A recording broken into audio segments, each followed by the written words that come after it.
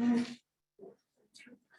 y'all. Hey y'all. Thank you, Adam, and thank you for just expressing your gratitude. And thank you, Andrea, for also expressing your gratitude. I love y'all as well.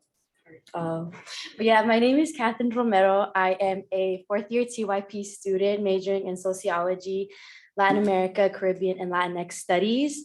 And this summer I had the opportunity to intern for a Safe Passage project. It is a nonprofit in New York City, and I got to enter them through Segal.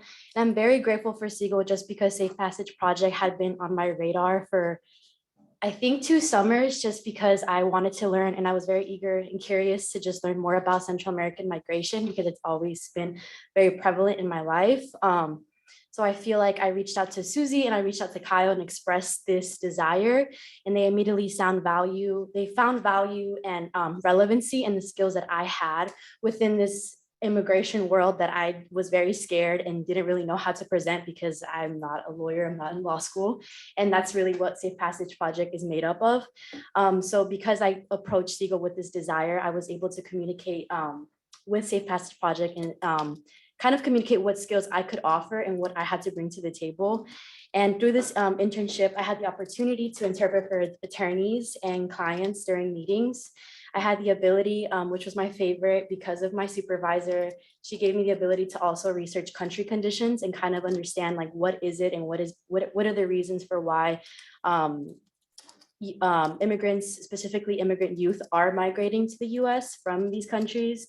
And I got to prepare these documents and files, which I was very intimidated to fill out when I first found them. But I found that with patience, like when I learned how to communicate in this very professional world because of Segal and kind of figure out what my weaks and strengths were, I was able to fill these out and feel confident and like see my growth throughout the process.